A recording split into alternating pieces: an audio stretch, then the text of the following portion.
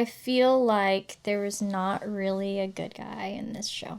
Why should I care what they have to say or what they think? Well, because those fools are the ones that are actually going to shape things way more than you realize, and you think that you just pushing here and pushing there and nudging there is what shapes everything. But if you have everybody else that's going, you did that, I mean, you kind of just shot yourself in the foot there. Can I be real honest with you? Always. I feel like AI wrote this story. Yeah.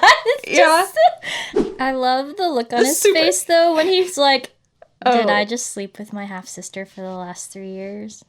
Well, show that is Nigel not is taking... judging you. Pom Pom is judging you. And hardworking cow is judging me. Where's the dog? We don't have a dog. It's just hardworking cow. Wait, did we have a dog? No. Whoa. Welcome to the KDrama Show with Ashley and Kim. That's Ashley. That's Kim. We're here to recap and relive our favorite moments from Buried Hearts with you, our listeners. We're going to jump right in, so if you have not watched the series yet, make sure you go and do that before you come back and join us here so we can talk about the show together. So without further ado, let's jump into it. Welcome to the KDrama Show. I'm Ashley. And I'm Kim. We're here to unpack your all-time favorite Korean dramas and chat about all the reasons that we find these shows so charming. And so addictive, and we know you do too, so settle in with some ramen and a boba tea while we dive into the KDrama Show with Ashley and Kim. Be sure to check out our Instagram at the KDrama Show. Make sure you're following us on Spotify, Apple Podcasts, YouTube. Drop us a comment, a like, chat with us. A wicked deuce. At least we made it past the entire intro. I was like, hold it in, and I was like, no, I can't. Because it was a wicked deuce. I'm done. Okay, Buried Hearts. So this is another one of these that we kind of just did spur of the moment because we're impulsive like that. Hi. Vigilante was the other one. If you want, go check out our single episode review of that. We had a lot of fun watching it. Yeah, it was easy to watch in 2 days. Yeah, it was a great show. It was so much fun. This show is, I think, exclusively on Hulu. Yeah, or you have to have like the Disney Plus Hulu with Hulu bundle. combo. Yeah. But it is called Buried Hearts or Pomulsum. Pomulsum. And it came out in 2025, so this year. And it is a revenge drama, which is a little bit outside of the typical happy-go-lucky themes that we've the storylines we've followed so far with our show. Kind of like Vigilante. Yeah, being a little stepped bit outside of it, yeah. Yeah. Well, I guess Kyung-sung Creature, but that wasn't revenge. Anyway, it was written by Lee Myung-hee and directed by Ji Chang-kyu. And then, do you want to kind of talk about some of the main cast? So, our main character is played by Park Hyung-sik, who is our favorite. We love him. We love him so much. So, he plays So DongJu, but Park Hyung-sik actually debuted with the boy group Z, and they were performing and doing everything from 2010 to 2017, and he was part of the subgroup, which was only for 1 year, which was Z5, and so it was for 2013, but he was their main vocalist and their visual. Makes sense, because he's beautiful.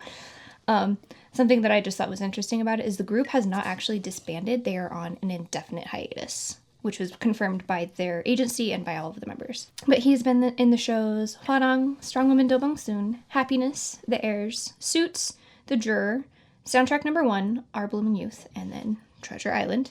There's also many, many more, but I didn't want to list his entire. Our next character is played by Hoo Jun-ho, and he plays Yeom Jung-sun.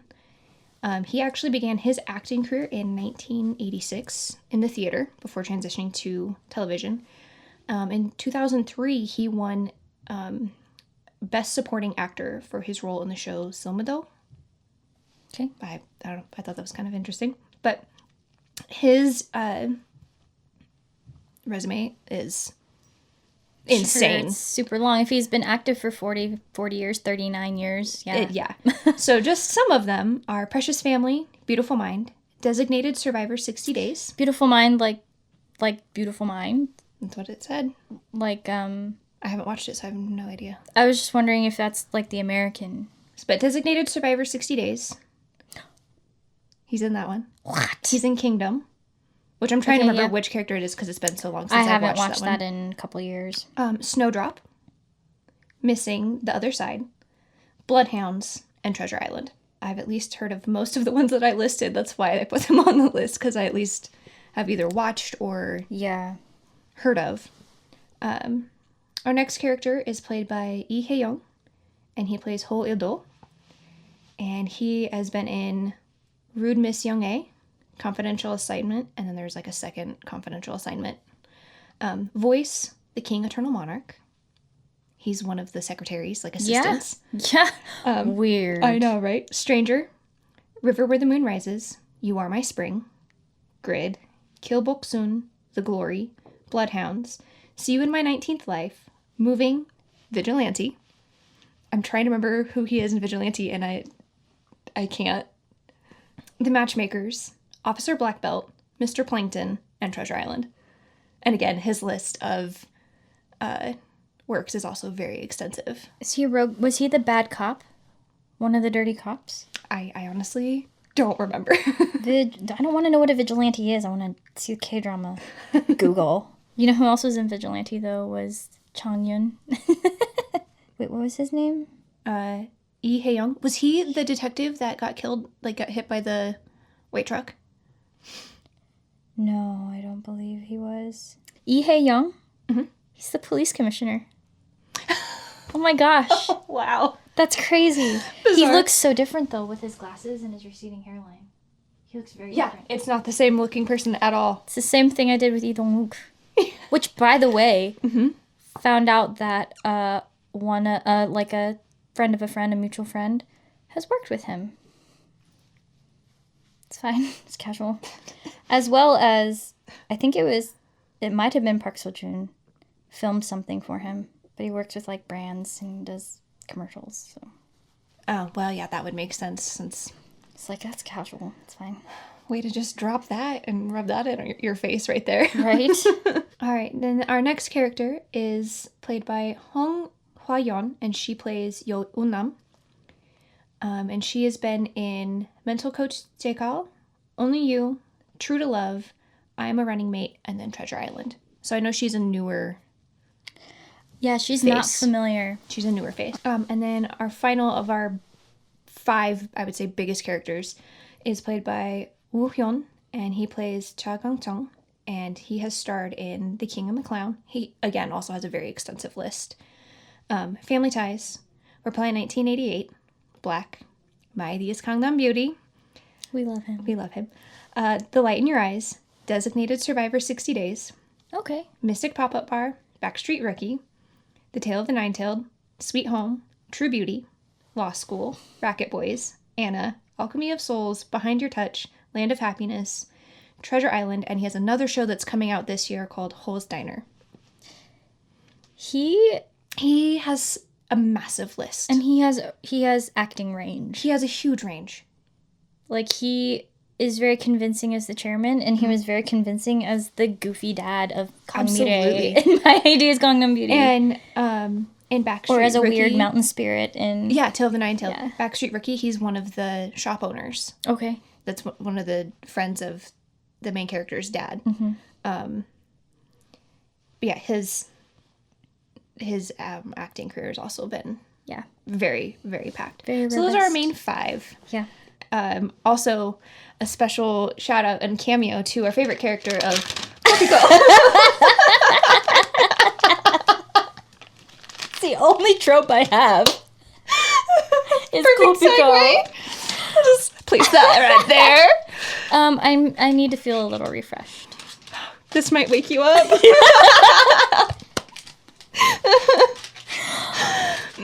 Okay.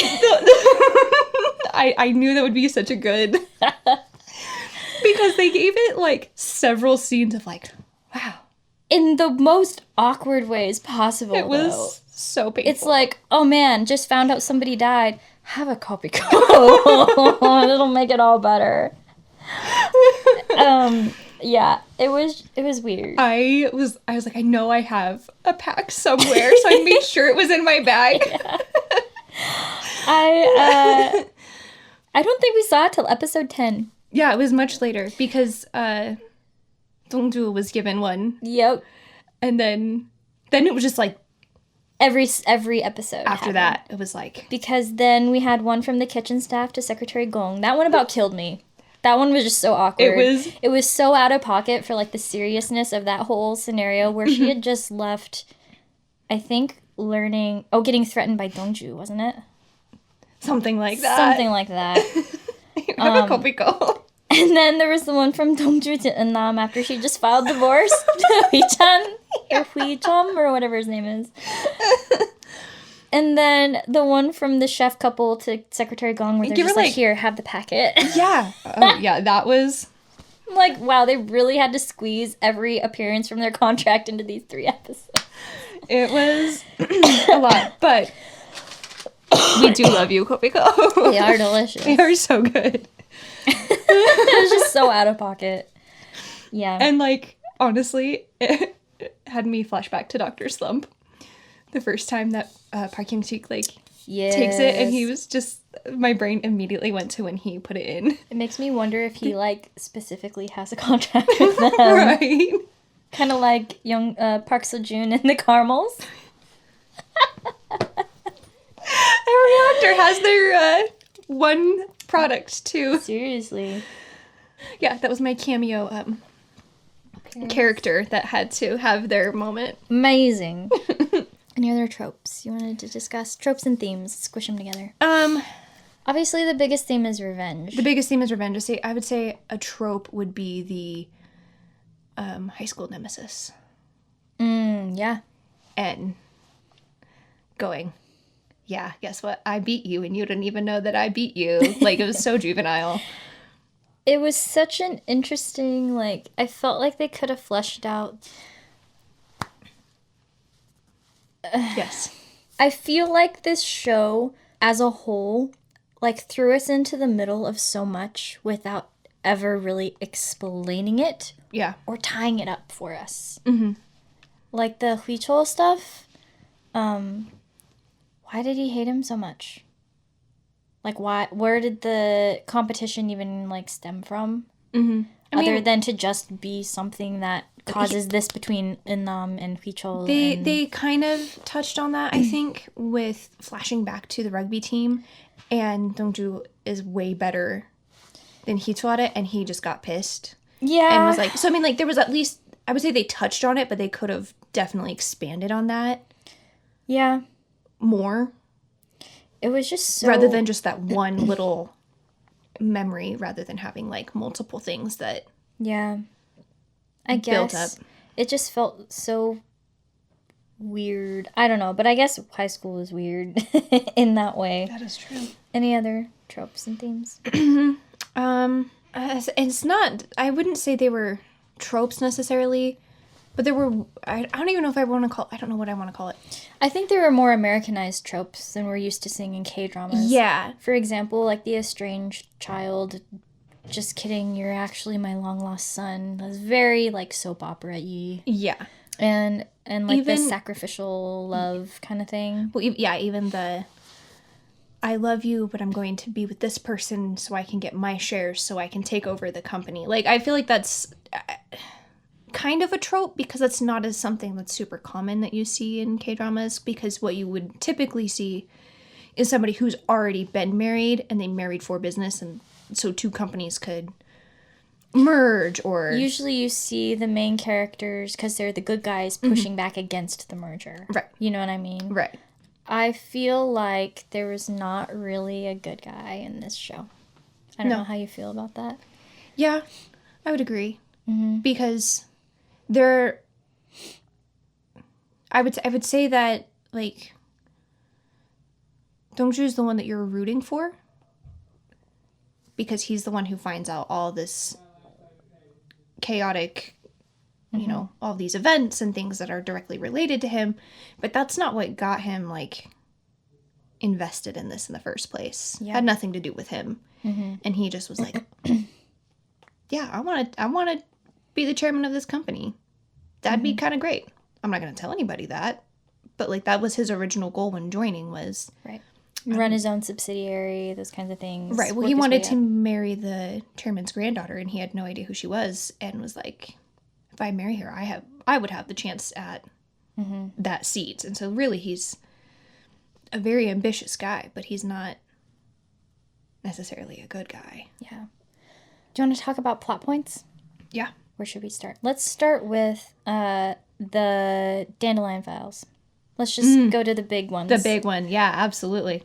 So Dandelion Files were the set of tapes that were collected by this Dandelion team that were basically meant to keep their thumb on influential people, not just politicians, but also Anybody that wealthy chaebols. Yeah. Anybody that could make big moves. Yeah. Anything that would politically influence the landscape. It was a way to keep them in check, essentially. And then the team disbanded and the tapes went AWOL. Right. But we learned that they were actually with the administrator this whole time. And it comes about, they learn about the tapes when TaeYoon. Whoa. Isn't it Changyun? No, what? Kangcheon? Like, who are you wanting? Tell me, describe the I don't know. Guys, it's been like 3 weeks since we recorded. We're a mess. Cho Yangchun. Yangchun was the thug who gets taken. Oh, okay. I didn't have Hostage. him written down in my. I was like, those all sound sort of right, but not really right. Okay, yeah. One of the guys that worked for the administrator. Yes. What was I talking about? He's the one. Dandelion Files. Yeah. Yeah, he reveals that they exist. Correct. Yeah. He basically he's trying to negotiate. I can get you these if you let me go. Yeah. Because you're torturing me, essentially. Huh. Funny how that works. No food, getting beat. Yeah. It's kind of like you had waterboarded him or something earlier in the series. Attacked him multiple times. times. But the Dandelion Files essentially become like the way that DongJu is able to keep Yum in check. And that is part of the big reveal in episode, I think, 15 or end of 14, beginning of 15, where he uses them he has to trade them for his friend Wonbei, and is basically like, here's the files, why did you do all of this? And gets a confession and then posts it online. Yeah, it's been live streamed. Yeah. But it's definitely it was kind of a poetic, like, hearkening to Ildo's death, where he's like, I'm gonna take down the bad guy and I'm gonna go with him. But he's like, yeah, I know I'm implicated, but I have contingencies. It's gonna be okay. Like, don't worry about me. Yeah, but now you look like a fool in front of the country. Yeah. So. And this is online. You can't stop this. Because I really liked that when that whole scene was going down, what I really enjoyed is that he threw his words back in his face. He was like, everyone else, they're all just blathering fools. Why should I care what they have to say or what they think? Well, because those fools are the ones that are actually going to shape things way more than you realize. And you think that you just, pushing here and pushing there and nudging there is what shapes everything. But if you have everybody else that's going, you did that, I mean, you kind of just shot yourself in the foot there. Well, if you're in charge of no one, then do you really have power? You know what I mean? Like, like looking down on the people that you want to control. If you underestimate them, I mean, it's gonna, obviously it comes back to bite you. Right. The chairman's hidden son, SeonU. So that was like in episode 1 or 2 that we learned that. At least rumors of it. Right. Well, because then the chairman takes DongJu out to this bakery because people knew about the affair because it was an affair with a news anchor and she left. So yeah, there was rumors about the illegitimate child. But because of DongJu's position of being the most trusted person, the most trusted assistant. That's the only one that the chairman was going to break this news to and be like, I want your help. I want you to be the one to help me get him into my family and make sure that he can take over the company when I'm gone. And I mean, I can't say that was overly shocking to be like, oh, you have a secret child that nobody knows about, because that turns out to not be true, because his other children, at least one of them, has known the whole time. And threatened. Yeah, like, I will make you and your son disappear. Yeah. I loved that DongJu could come in and just, like, he literally took him under his wing and became this really big influence. So when he did get brought into the family and he was like, no, I have no ambitions. I don't want to do this. I don't want to go to school. I don't want that. And the next time that the chairman talks to him, like, DongJu's like, okay, no, you can do it. You can say it by yourself. And he's like, yeah, I want to go to school for business and I want... work my way up. Yeah, I want to make it. I want to get to the point where I can take over. And so the amount of power that DongJu really has over this kid. What I did not like about him was... the power trip? Yeah. Well, the power trip, which, I mean, you could totally see that coming of, you know, you've had to work and scrape to get by, and then suddenly you're like, whoo, the world is literally mine. What I kind of wish would have happened is that there were more, like, whispers up to him, like, not actually being a good person. Okay. Of the illegitimate son actually being, like... it's just like, all of a sudden, you're a crappy dude. Right. Because there was the moment towards the end where he would, like, does the joke of, like, I accidentally pushed you. I didn't think you were going to fall, and I just saved your life. And then, no, like, you're just a terrible person. And I kind of wish there had been more whispers of him sucking, honestly. Yeah. I felt like that would have been more character depth. Feel like, though... I mean, other than the power trip being what causes it. My opinion, and I mean, that's just me spitballing here, would be that he was fine until the power corrupted him. Like, until the money became a thing, until the authority became a thing. Right. He was a normal kid, a kid that just helps old men of his own volition. Right, likes to ride his bike. Yeah, that befriended DongJu. Yeah. Until everyone started whispering at him, this is what needs to happen. And he's too naive to know what's happening. Right. He just knows that everybody wants to be my friend and everybody wants to be me. Everybody wants what I have. So now you can call me uncle and you can call me whatever. You know what I mean? Like, I don't know that he necessarily... it's just kind of like that old money versus new money feel where he doesn't know how to play three-dimensional chess like everyone else in this family does. And so when he walks in, he's kind of a blathering idiot. Which was very enjoyable. Yeah. Because I liked that scene when he was like, oh, I'm your uncle now? Like, I want you to address me that way. I want, like, you are my sister. This is, like, we should address each other in certain ways. Yeah. And I liked that scene because that was him starting to, like, figure out how to play. But then it just kind of, like, stopped there. And then suddenly he was just, like, completely terrible. Like, I wanted the build. I don't know if he was doing that, though. I feel like he was just that naive. Fair. I feel like he was just dumb enough to believe that he would step in and everyone would fall in line. You know what I mean? Yeah, except when his mom came up and she gave him that look and he just was like, yeah, okay. Yeah. So, like, I could see his mom's ambitions Through him. Yeah. And I think that could have been, I think that probably just could have been fleshed out a little bit better of, like, that's what I'm saying, like, the whispers of him building into being. Yeah. And I feel like, I don't know, this one definitely merits a second watch through, now knowing what the heck is happening. Yes, that's fair. There are a lot of twists and turns in this one. But let's move on to, what should we move on to? Just Ildo as a character. Because he is a lot. There's a lot to unpack there. I would agree. He is a very, like, from the beginning, you're just kind of like... He was very cut and dry. He and Yum I felt like had no true development until about halfway through the series. I feel like they were just the standard bad guy, out for money, out for this, out for blood. We didn't really know their motivations much until we got into the second half, like the second act. Yeah.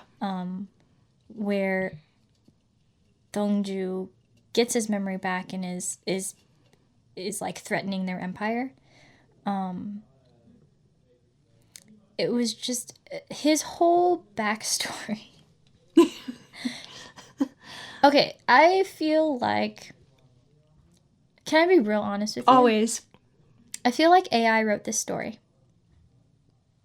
Yeah. That's how I feel about it.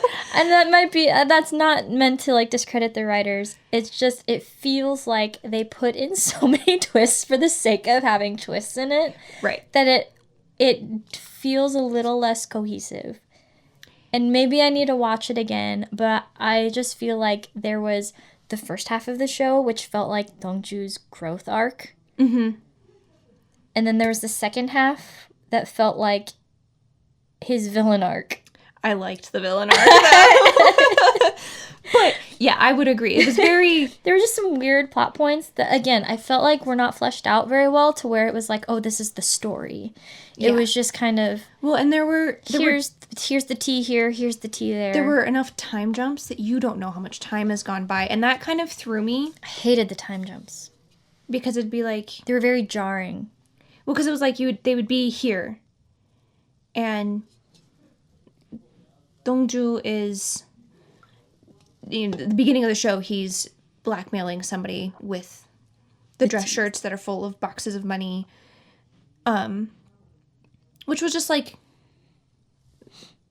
okay, this is what he does. This is what his job is he is basically, he's being the extension messenger of like, okay, so this is what we expect from you now, because this is what we're doing. He's the harbinger of death. Kind of. In a way. But, like, you can tell that it's, like, warmer part of the year, right? And then suddenly there's snow on the ground. Yeah. And you're like, how much time has gone by for these buildups? And suddenly it's like, oh, this is happening. Yeah. That's why when it's been a week, it's been a month, it's now been a year since... That helped, because I'm like, oh, okay, so there are so many things that have happened for different relationships, for different things, that so when the next scene of people, like, interacting, time has passed. It's not this fresh. There would be times, though, when, like, they would have one conversation, they would immediately cut to a different scene with different characters where it's a time jump. And then it's, like, the grayscale. And it took a while for me to notice, like, the level of grayscale. Yeah. Being, like, it just wasn't great on my TV, if I'm being honest with you. And then... Where the commercial breaks were also really screwed things up. Yeah. So, thanks for that, Hulu. Yeah. It's I'll call you out. Okay, seriously. But yeah, for Ildo, they would jump immediately into another conversation with those same characters, and you're like, what just happened? And why was that relevant? Yeah. Yeah, I don't know. I really struggled to follow certain plot points because of that. But anyway, back to Ildo. I don't really know how I felt about DongJu being his hidden son. Because again, that just felt like so out of left field for me. The only reason I don't think it was quite as left field was... Okay, so just for some context for people listening. So DongJu and EunNam, which we haven't gotten into her yet, are together. And then it got real Arkansas for about 3 episodes. Yes, that is why I was thinking it wasn't. So EunNam is Ildo's stepdaughter. And he is also the chairman's son-in-law. So therefore that makes her the granddaughter of the company that DongJu works for, and he has no idea until later. And there's this... They get to the point, so it's like, what about episode 7 Don't ask me. or something like that, where there's this picture that's being passed around, basically. And it's of these old college friends. And it's EunNam's dad and Ildo. Ildo, and then, like, a couple of their friends. And in the picture, there's a little child that's being held. And somehow EunNam gets hands on this photo. And then DongJu is given this photo. And there's I won't spoil those plot points quite yet. But he is told he is the child in the photo. So he's kept keeping that to himself. And so he and EunNam are having this conversation. And he shows her the photo and she goes, "Oh, that's my dad. But that's not me. Like, I'm not the child in that photo." And he's going, Ah, crap. "Is that my dad?" And so I was like, okay, Ildo has to be his dad then, which is going to be a whole different thing. That's the only reason why I wasn't like... I love the look on his face, though, when he's like, did I just sleep with my half-sister for the last 3 years? Well...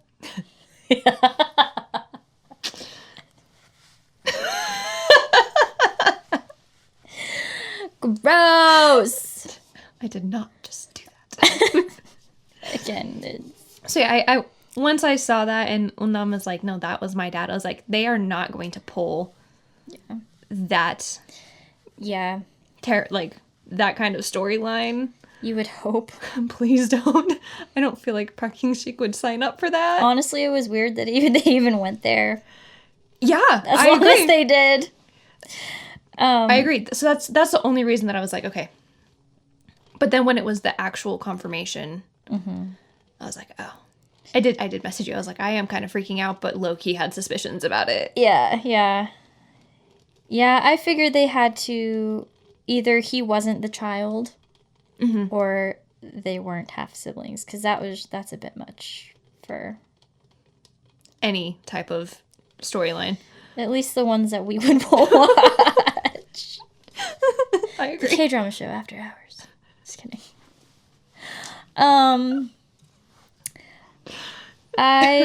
I guess as a character, I feel like they had to reconcile him as a person because of DongJu. So the whole situation with like Yum taking him, torturing him, making him reveal like the inner workings of like this underground at his college. Right. And then basically he's now can blackmail him and forge him into this person he can control. Right. To run Daesan, the company, right, how he wants. Right. I would assume that he was always meant to be with Dokwi, which is why they had that relationship, but then he had his side piece where he actually sired a child. Well, and then she was married. No. Yeah. The friend wasn't. No, Dokwi. That's what I mean. Sorry, Dokwi was married to Sunho. Right. And so that's, like, before they got married, like... Right. Because she had made the comment, I should have married you. Right. So I'm guessing that was a whole thing that Yum had, like, orchestrated. But then pushing him to kill Dokwi's husband in that car accident. Because, right, the white truck of doom shows up and they half finish the job and they're like, here's the file, you do the rest. Yeah. And so pushing him to do that.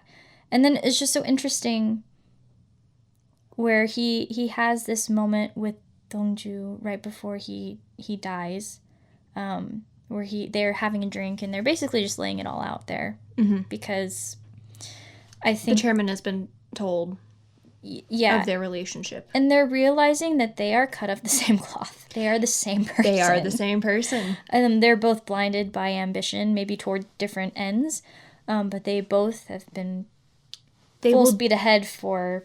They will do what they think needs to be done in order to get what they want. and they've crossed a lot of lines at this point. But he says, like, I have no remorse. Even knowing that it was you, I would choose to have no remorse, because if I had remorse, that requires sacrifice. And I thought that was such an interesting take, because he's like, if I sacrifice out of remorse, then what was it all for? Yeah. I want to keep what I worked for. And then DongJu's just like, yeah, you're a terrible person. Which I was glad that he was at least honest. Of like, this is why I've never allowed myself to feel this way. Because... Well, you also can't when you're in this kind of weird symbiotic relationship with someone like Yum, who would literally tear it all down just to keep you under his thumb. So to become attached to something like family, to become attached to people, is just a way that he can control him further. And I think there was a part of him that knew that. Right. And so it's better to just keep everything at arm's length. Yeah. But we know that that's not the case, because he finally marches back in and he's like, I'm siding with DongJu. I'm siding with my very capable son, who's going to take you down, and I'm going to sit here and watch you burn, because I'm going to enjoy it, because you suck. That was also a great moment. That was great. I loved when he was like, no, I'm siding with my competent son. And I was like, okay. We appreciate you right now. Right now. Yeah. I don't know about the rest of the show. So he just had... I think he just wanted to be a good dad. Yeah, especially to TaeYoon. TaeYoon, yeah.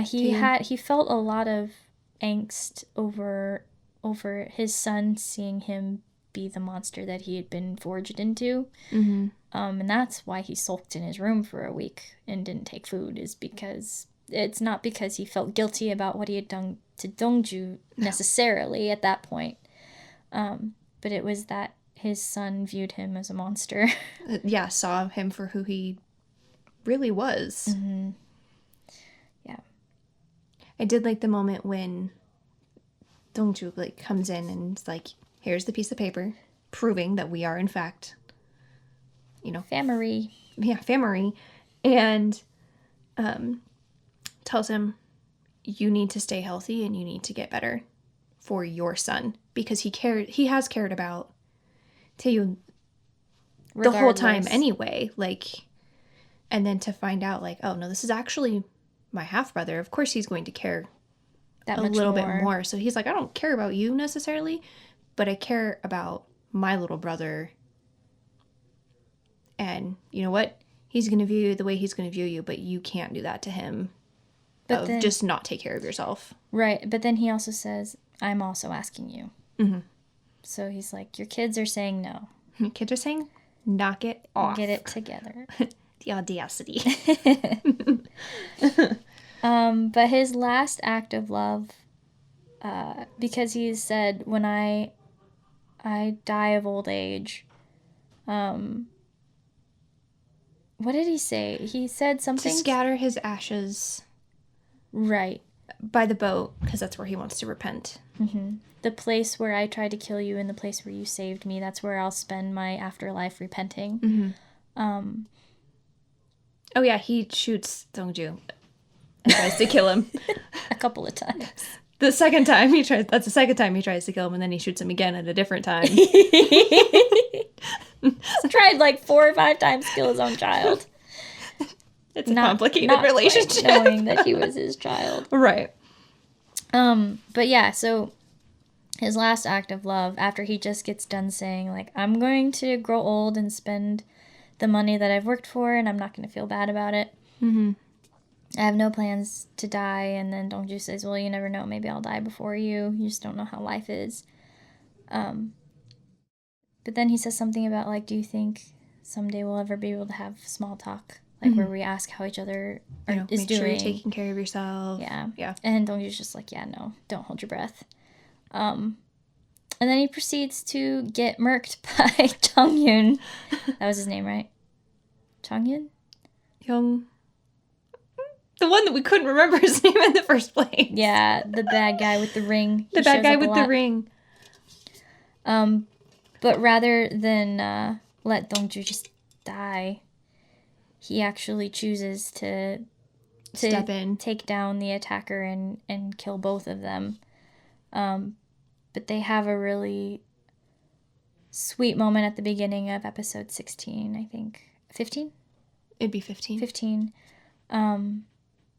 Where Ildo hasn't quite passed yet. And they're just able to have this reconciliation, I think. Of it's not where he's- necessarily forgiveness, but it's like... He's like, I do regret, and I'm going to believe in an afterlife now so that I can spend the rest of my existence begging for forgiveness. Mm-hmm. And so he valued the right things in the end. Yeah, more than he thought he did. Mm-hmm. Yeah, I know I mentioned this earlier. It was like I was reading some people's take and reviews and how they didn't like the step at the end in the arc for Ildo to be, oh, let's try to be family. And I don't think I took it that way as of like they're trying to be family. He's gotten to this place now of I've been used my entire life. Mm-hmm. For some of it, I was fine with that because I got what I wanted out of the deal. Mm-hmm. But then now I'm at this point in my life and I'm going, maybe there's different things that I want. He's never had the opportunity to want them. It's literally been beat out of him. Right. So maybe I think wanting the relationship with DongJu wasn't necessarily like the top of his list necessarily, but it was definitely somewhere on the list to be like, it'd be nice to get to the point to have decent conversations with you where we're not going after each other, where we're at least on the same side. Mm-hmm. And then at the end, just be like, no, this is still my child. And now that I know it's my child, I'm going to have my child's back because right now I can and I want to. I think some of it might be like he saw DongJu as his saving grace. Mm-hmm. Like the little bit of good in DongJu might have Been enough to he could like see it. see himself enough in him and be like, I could have been that in another life. Yeah, I don't know. It's just I need to watch this again because there's so much to unpack in their relationship. To move on, should we talk about EunNam and Youngso? What? Wrong show and wrong gender. DongJu? Help.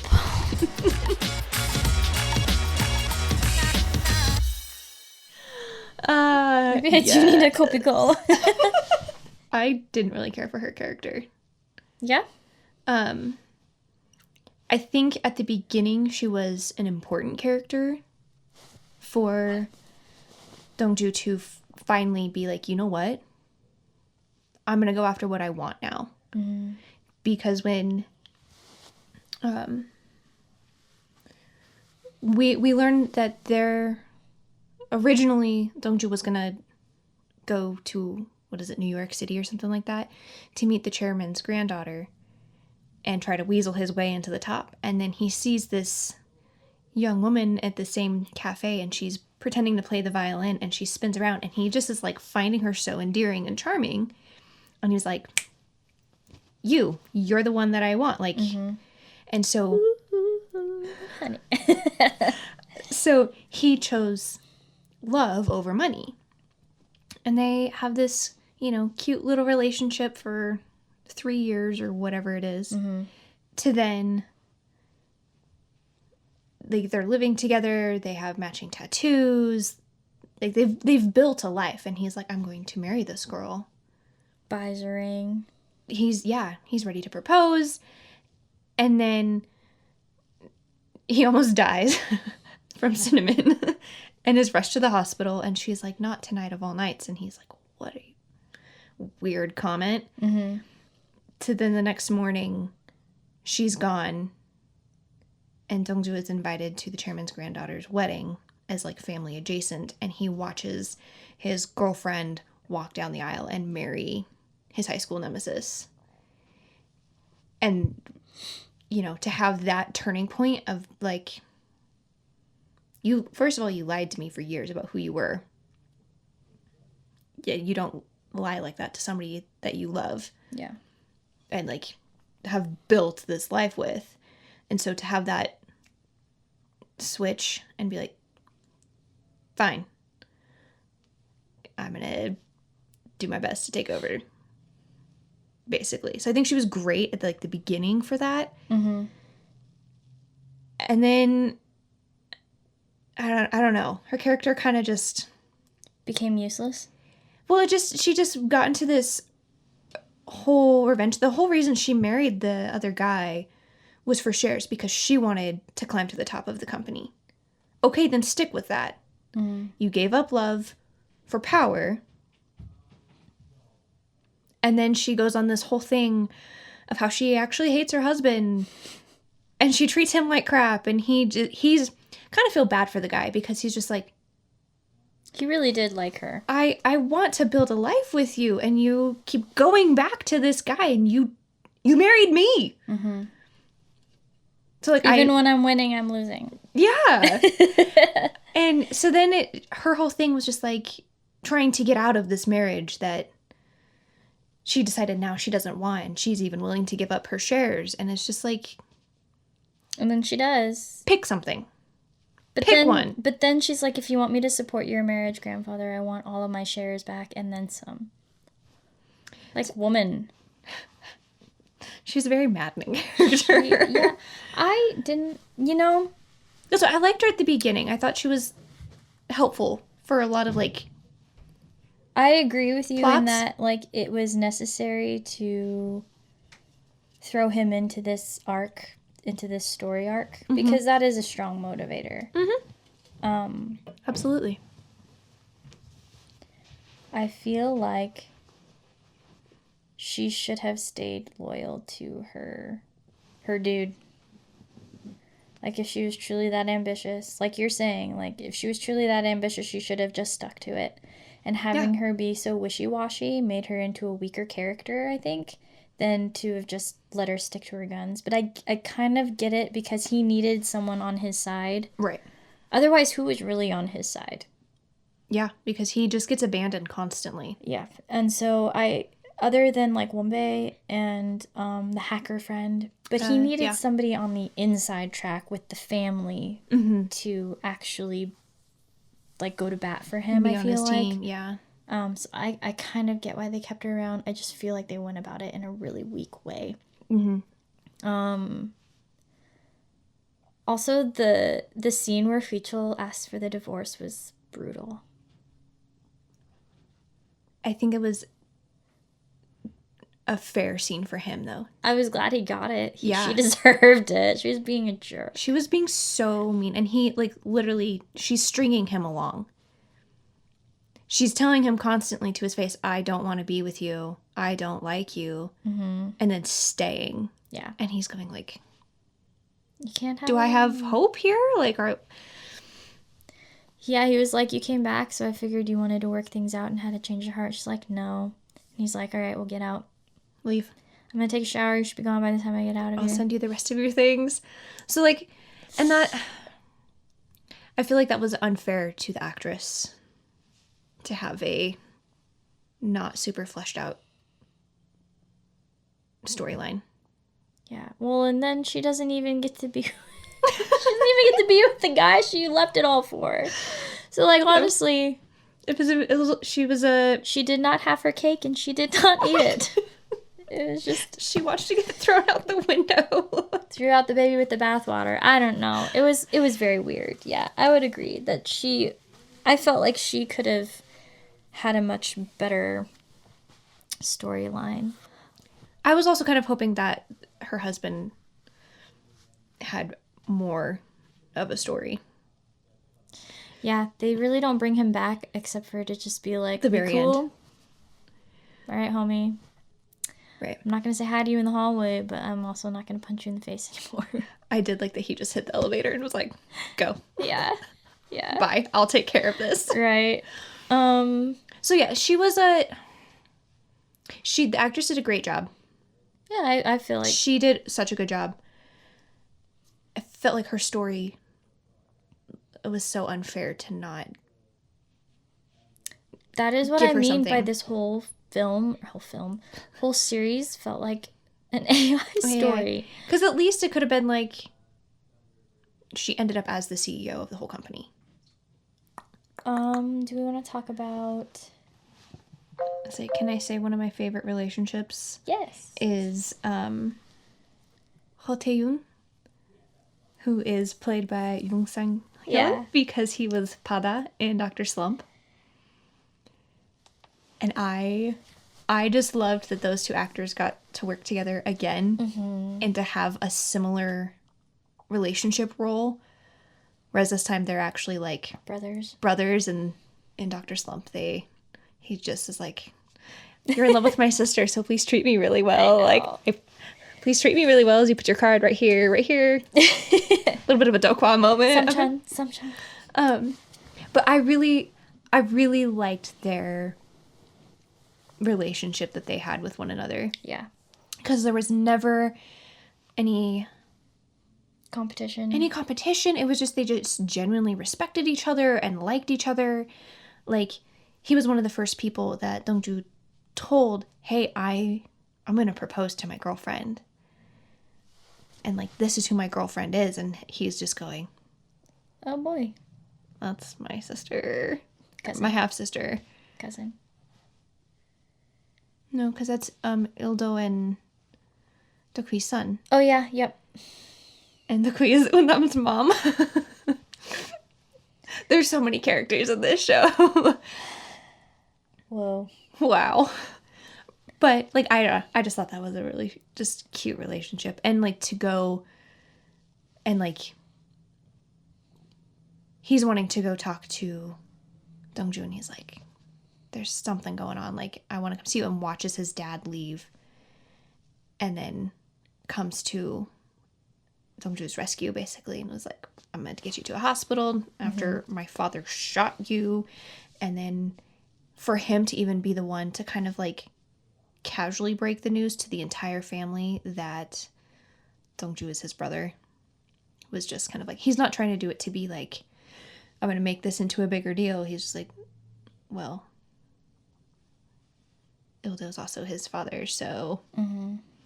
So that was just a cute relationship. He really drew the short straw. I know. I would say he would have been the one in the family that, like, had DongJu's back, except he had no power. No power. Yeah, he was really being looked down upon. And I think that in some ways, you know, being completely truthful, DongJu probably befriended him knowing that he was the new heir. Yeah. Under Dokui. But I think he genuinely came to like him. Oh, yeah. But I think that there was probably some motivation there knowing that he was going to be the one to eventually take over the family company. That he's like, I gotta keep you in my back pocket for that day. Yeah. So does he actually push him off the roof? Yeah, SeonU?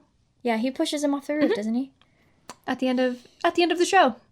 Shoves him off after they were sitting there drinking coffee together, and he was asking him about how hard it was to get his business degree, and he's like, they're like bonding, and he even sends DongJu a text with a picture of the two of them and is like, you know, the more I get to know him, the more I think he's better suited for business. Like, I think he's gonna be able to take over the company and do really well. And then SeonU shoves him off the roof. Are you familiar with... Is it a cuckoo? It's a bird that will lay its eggs in the nest of another bird species. And let them raise it. But what happens is that other bird will literally kick the other birds out of the nest to do it. And their mouths, so baby birds have a mouth with a pattern on the inside. Every species is different. And that's how the parents recognize this is my nest. The cuckoos will imitate that pattern on the inside of their mouth for the species of the bird that they're essentially been invading. Mm-hmm. And so the parents will feed that cuckoo instead of the other birds and essentially kills the other. Mm-hmm. So it just felt very much like that. The family, yes, was kind of like at odds with each other, but it had its own weird sort of like ecosystem going for it where everything was staying afloat because everyone needed it to stay afloat in order to keep their inheritances in check. Right. And then in comes this poor baker's son who's like, it's all mine. It doesn't matter what happens to you. I'm the captain now. Yeah, I don't care what happens to you because I'm at the helm now. Mm-hmm. And I have the stamp of approval from my father. So yeah, fly, baby bird. Flap your wings and go. That actually made me so sad. That He scene. was probably my favorite character. Yeah, mine too. Yeah. And just, yeah. Anyway. Yeah, SeonU was an unhinged. He was a lot, but also, like, you didn't care about him all that much. What do you mean? Like, because his... Who didn't care about him? But it was, like, almost like as the audience member. Oh, I see what you're saying, yeah. Of, like, he's just this naive kid coming in, and, you know, there's moments where, like, yeah, you should be able to say that and be like, what are you going to do to me about it? But then, like... It was almost like they didn't give him legs to stand on. His mom was also unhinged. She was something. I get it from a mother's perspective where she's like, okay, my family's lives have been threatened. I've got to I gotta make room for mine. Somebody bigger to wield the stick. Yeah, but like, why? Yeah, she was far more vindictive. The hair pulling. Uh-huh. And also the fact that SeonU didn't step in. Yeah, that was...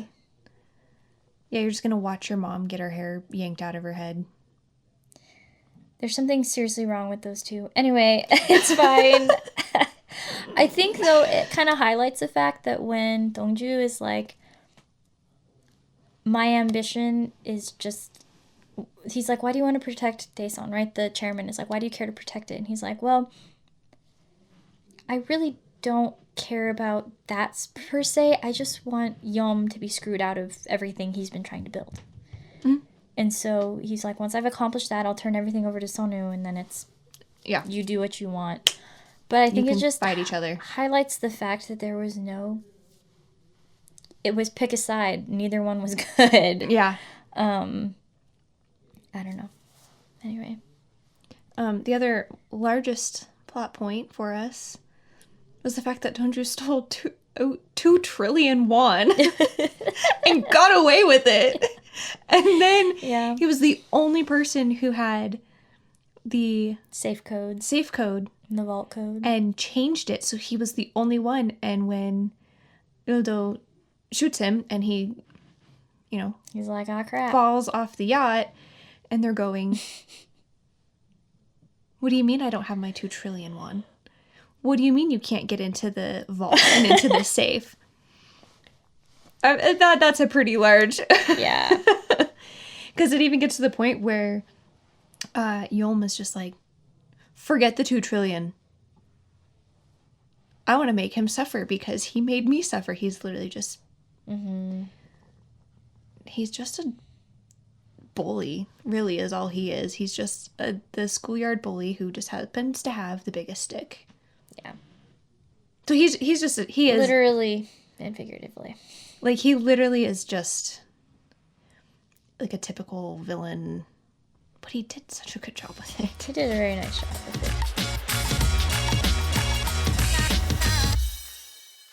Okay, the memory loss. Let's go to the memory loss.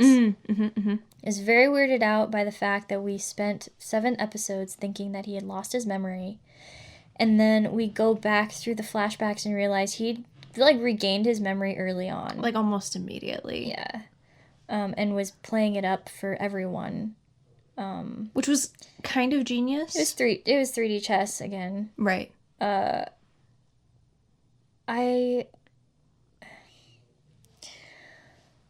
When Wonbae is talking with him, when Wonbae is talking with DongJu about how he says, every one of your predictions has come true since the suit shop where he runs into EunNam, including, I don't remember the things he points out exactly, but then he says, and then with Sister Agnes. And that strikes a weird chord with DongJu. And I don't know that we really ever get this answer clearly, whether or not he gambled his sister's life in order to get his revenge on Yeom. It never really gets touched on, but he kind of alludes to, like, why would I get her involved?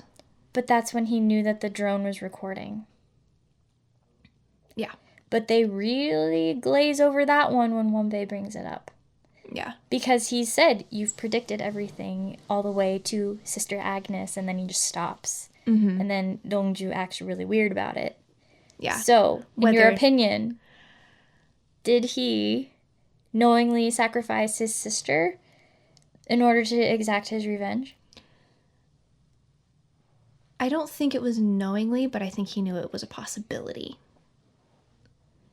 I don't think it was like, oh, I know for a fact that he's going to take my sister out. But I think that was one of the kind of like Doctor Strange when he sits there and he's going, like, goes through all the timelines of like, this is the only way that this is going to happen to take down Thanos. Right. I think it was kind of one of those situations of there are all of these different strings. And even if I pull all of them, I don't know which one where this is going to be the outcome. So I don't think that was an intentional outcome. Mm-hmm. But he definitely knew she was probably going to be a collateral. I think he knew that the possibility was really, really high. I don't think he was hoping for it by any means, but kind of like his dad of I can't have regrets or guilt for what I'm trying to achieve. Yeah. So I don't think it was like... I think he was just willing to let her hang out to dry, to be honest with you. Mm-hmm. Looking at his relationship with his father, where his dad's like, yeah, if I'd known you were my son, I still would have pushed you off into the ravine. Yeah. I think it just shows you that... Greed is a scary thing, man. They're the same. Like, they were constantly at odds with each other and always meeting their match because they are the same. They are the same, yeah. They were willing to leave family, you know what I mean? I don't know. I think that's when I stopped liking DongJu. Was that interaction? Yeah. Yeah. Yeah. Yeah. That's fair. Anything else? Do you think he faked his memory loss as a child then? Considering he has photographic perfect recall?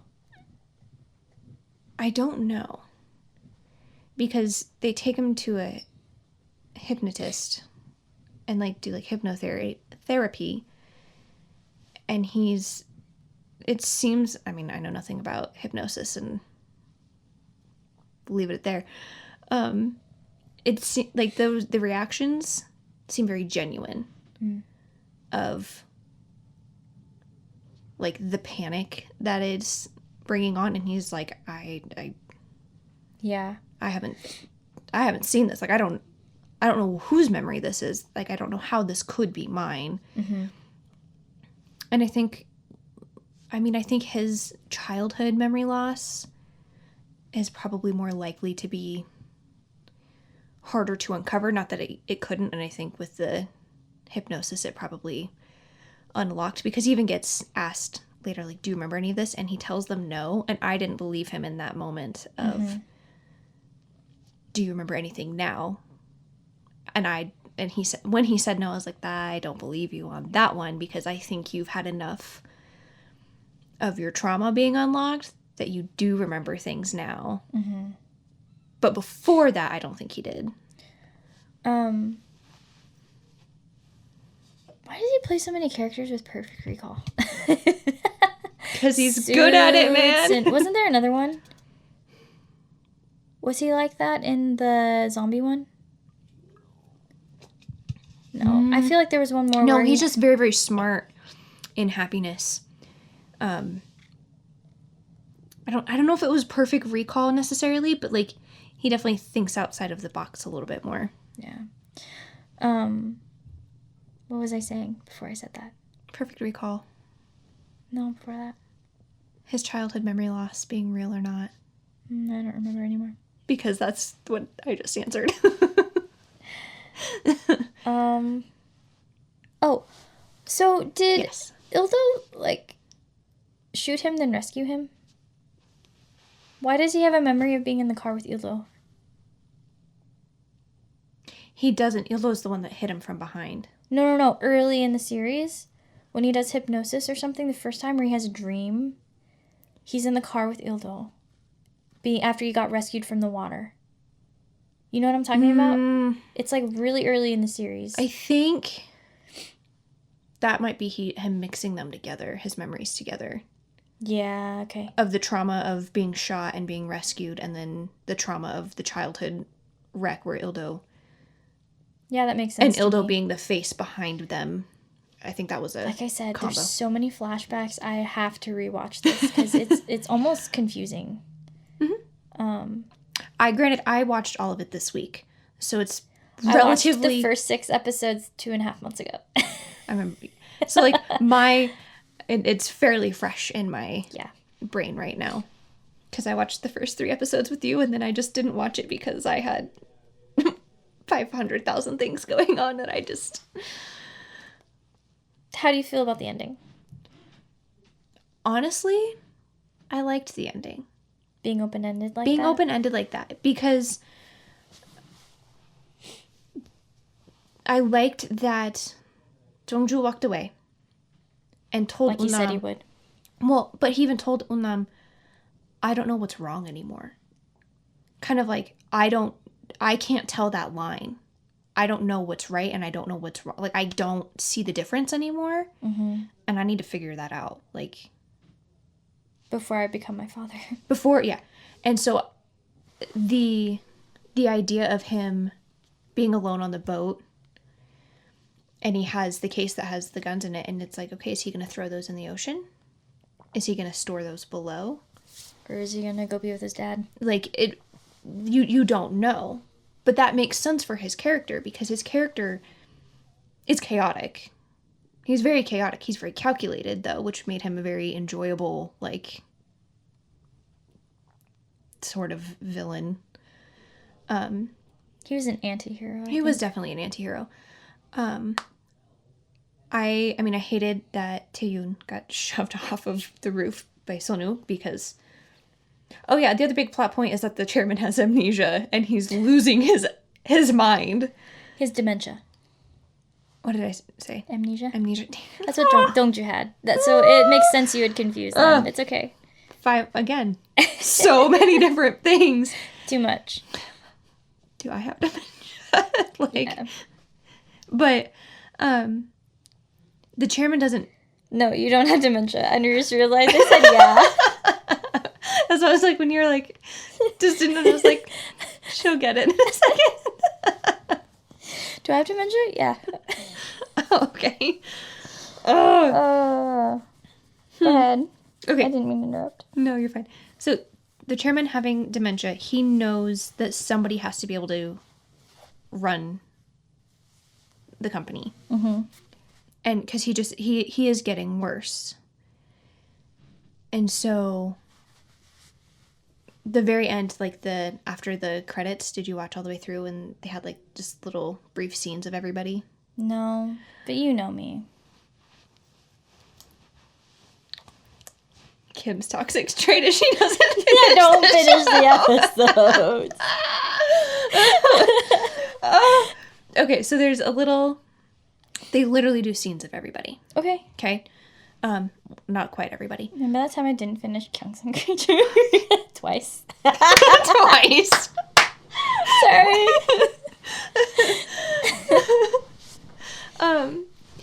So you see the chairman, SeonU, and then his mom. They're all doing like a family portrait. Okay, yeah, yeah. So the chairman sits in the chair and he is like looking off because he has Gone. He doesn't know what's going on, and his son and his wife are standing behind him and they're smiling, and he's literally kind of just like looking off, like, I mean, he doesn't know what's going on, so he's lost. That's so sad. So you see that. Then you see not Dokui, her sister, Gokui. I don't remember what her name is. Gokui. And she is sitting in, like, she's like in her office of her little subsidiary company, and she's just kind of like staring, kind of like in shock almost. And then we cut to Dokui, and she is sitting in a hospital room, and she is destroyed, and it's her like reeling with the fact that her son is dead. Her husbands are both dead. Well, yeah, both of her husband, like, well, she asked, but like, yeah, her second husband is dead, and then her son is also dead, and so she's just like Everything she's worked for. Yeah, so she's like in a hospital because her health is, falling apart. And then the last scene is UenNam, and she's painting, but she's wearing like the ring that DongJu was going to propose to her with, but she's painting. And when she stands up, it's that same painting of the boat, and it's now got her with him sitting on top of the yacht.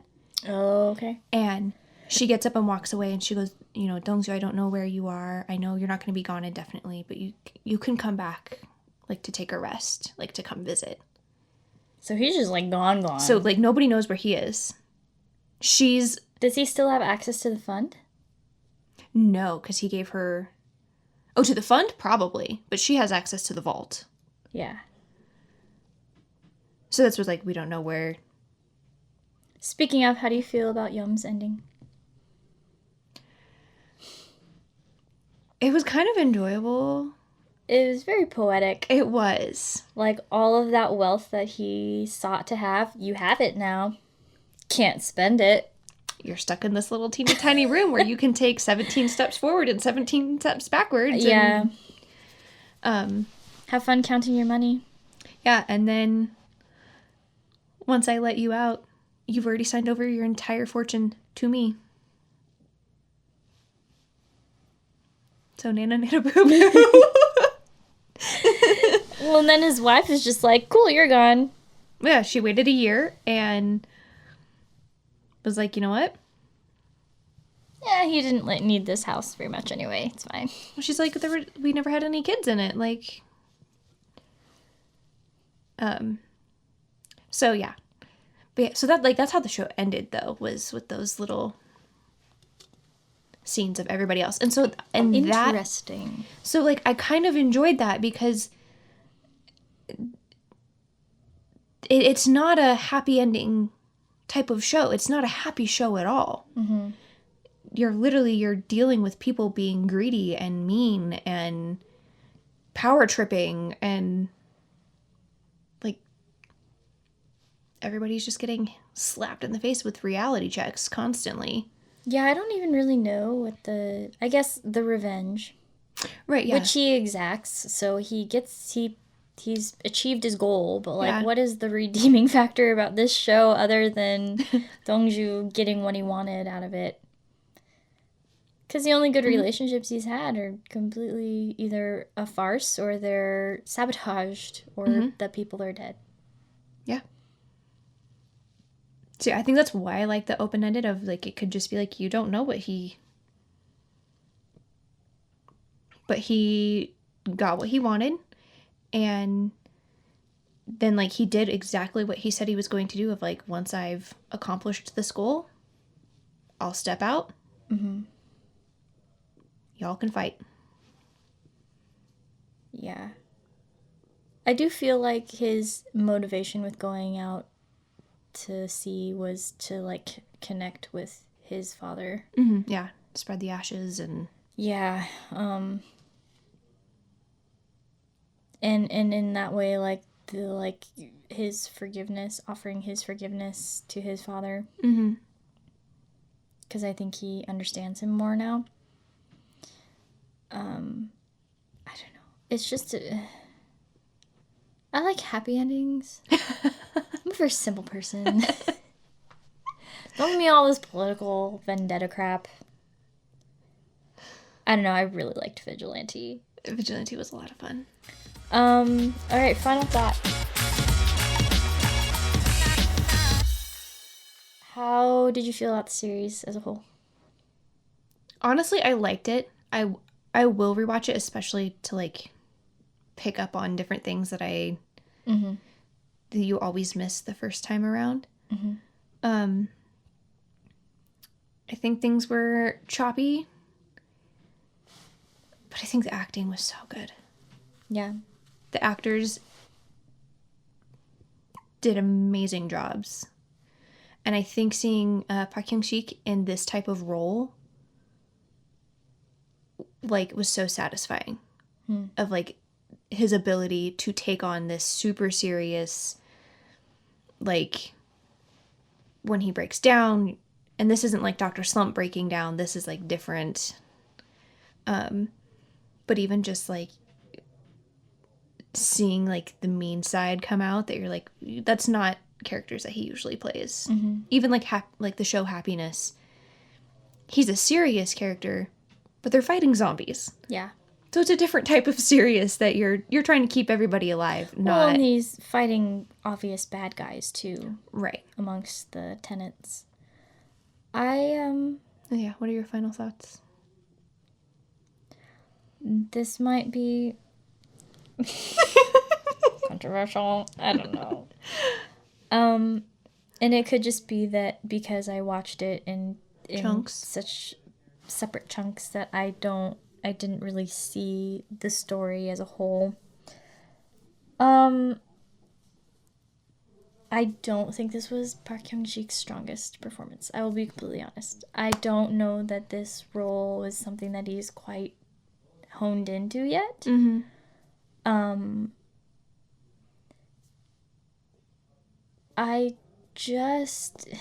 know. It needs more bad guy roles. It felt too forced for me in certain aspects where you try to do like crazy eyes, and I'm like, oh, maybe don't do that. I just think of What's Wrong with Secretary Kim.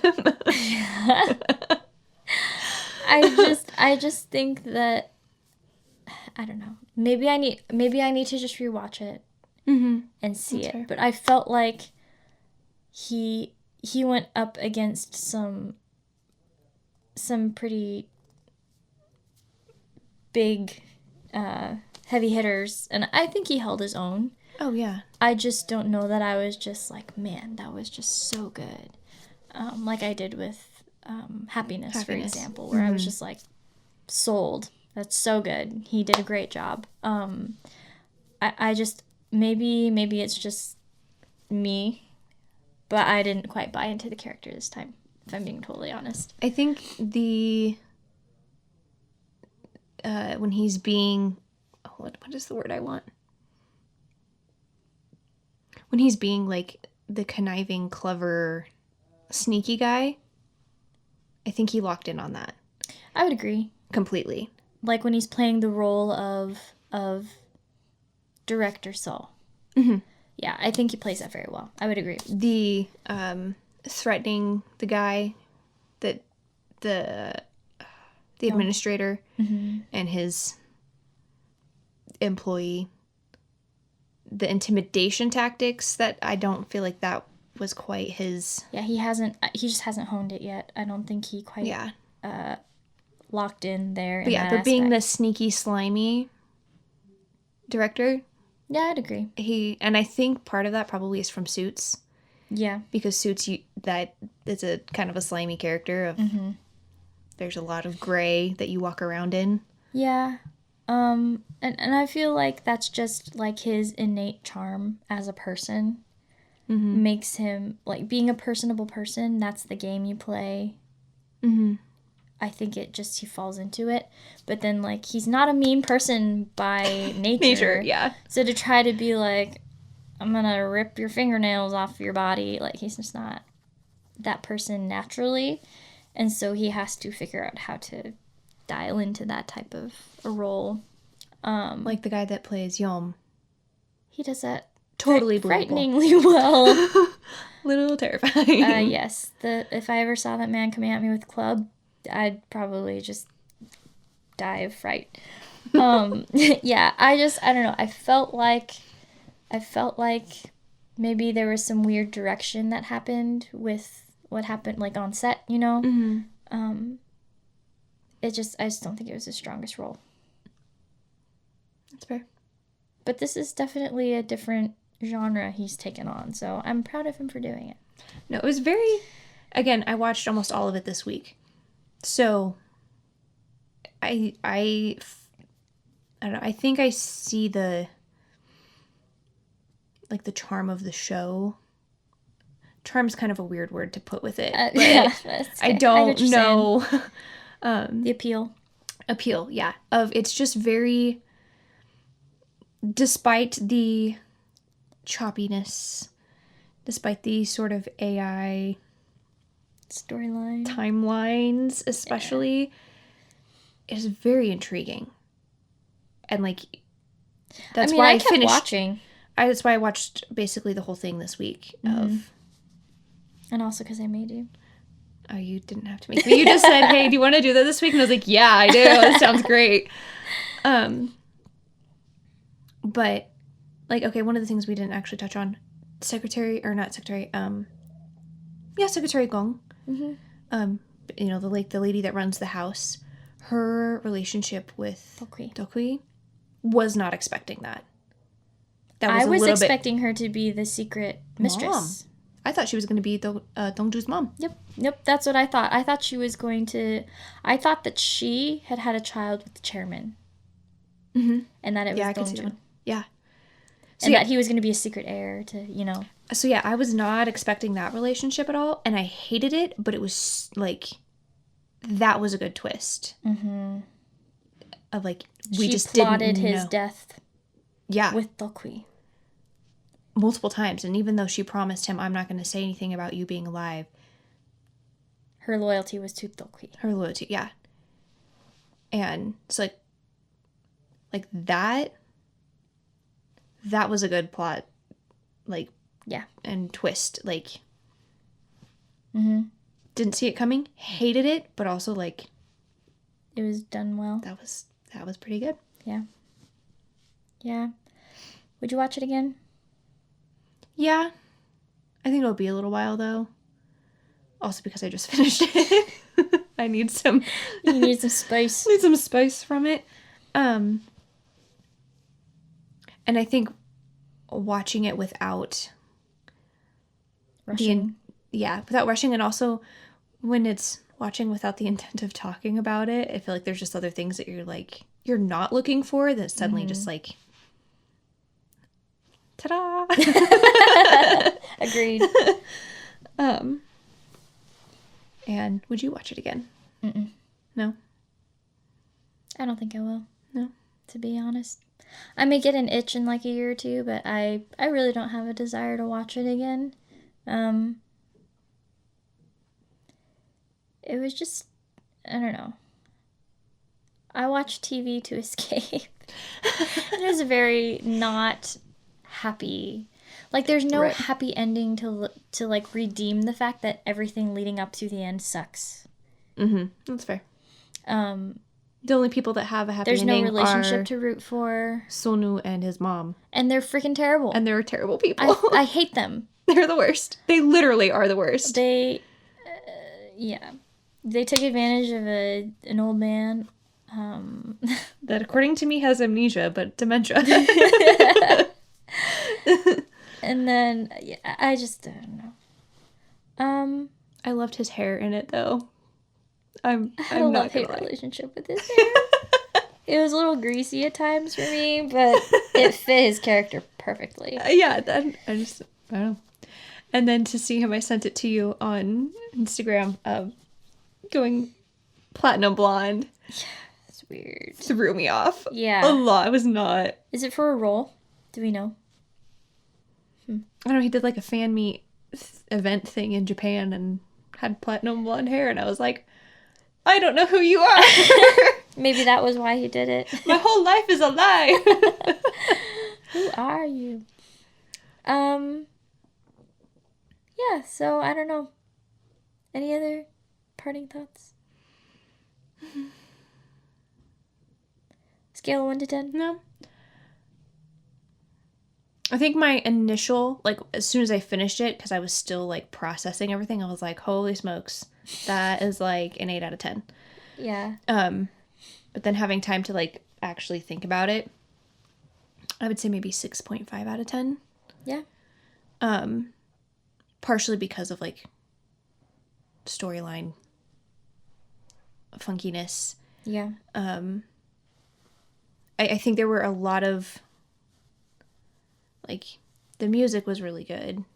The scenery and, like, the places that they shot, I thought that was, like, That perfectly set done. design was great. Set design was awesome. I thought costumes, perfect. Like, but I would agree with, there are certain things about, like, the characters or the storylines that, like, you gotta give me something.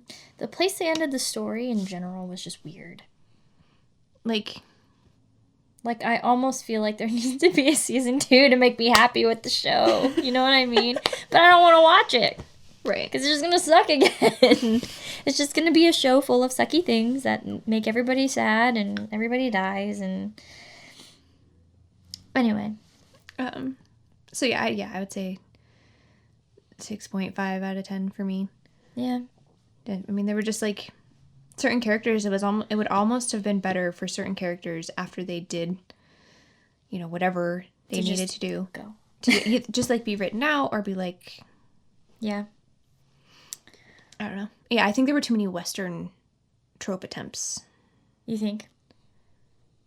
Because, yeah, to have multiple illegitimate children, it's not Yeah, that was a normal. lot. The funky Arkansas moments that I we're was really glad that they didn't. That right there, like, knocked it down 1.5 points in my book, because I was like, the fact that they even made us believe that for as long as we did, I was like, oh, that is weird. That's a lot. Weird. Weird. I'd probably give it a 6 out of 10. There were some good elements to it that kept me engaged. The acting from the main cast was really good for, you know, like 90% of the time. And it was just those little moments where Hyung-sik, DongJu's character, just kind of, like, yanked me out of it a little bit. To where I was like, oh, cheesy K-drama acting. You know what I mean? Right, that's, yeah. But the majority of the time, he did an excellent job, I will say. Absolutely. So, I don't know. I will probably have to watch it again just to, like, alleviate my confusion with the flashbacks. That's fair. But I don't want to. Would you be watching Goblin first? It's too soon. It's been like 2 years. Still too soon. How long has it been? Like a year and a half? Just thinking about that ending and how hard I cried, I'm like, I don't think I almost did. Like a couple months ago. I know. I told you that. Yeah, and then I was really shocked that you even said that. I was like, wow, I thought you were never going to watch it again. No, I can't. Not now. Not after the show. We need to No. king the land or something. Something. Because dang. Anyway, that was our review of Buried Hearts. Take it or leave it. Let us know what you thought about the show. Did you think it was a hit or a miss? Did you like it? I don't know. It was... meh. That's all we got. If you have not yet, make sure you do things. Like and subscribe. Yeah. Give us a follow on Spotify, Apple Pods, YouTube. Insta. Hang out with us on Insta. A show that is Nigel not is taking... judging you. Pom Pom is judging you. And Hardworking Cow is judging me. Where's the dog? We don't have a dog. It's just Hardworking Cow. Wait, did we have a dog? No. Whoa. Whoa. I was so sure there was a dog. We talked about the dog. Because it's Hardworking Cow. And you've done well, dog. Or something like that. And you thought we had the dog when we only have Hardworking Cow. I don't know what happened. I just did the time warp, baby. Nigel would be the only canine related creature. I did have Subway today. Do I count as a trope? Only in your life. Alright, we're going away. Okay, bye. Like what you're hearing? Go ahead and hit that subscribe button so that you don't miss out on any new episodes. We'd love to connect with you on our Instagram at The KDrama Show. For more behind-the-scenes content, be sure to check out our YouTube channel. Links are in the show notes. Thanks for hanging out with us on The KDrama Show with Ashley and Kim, and we'll see you next time.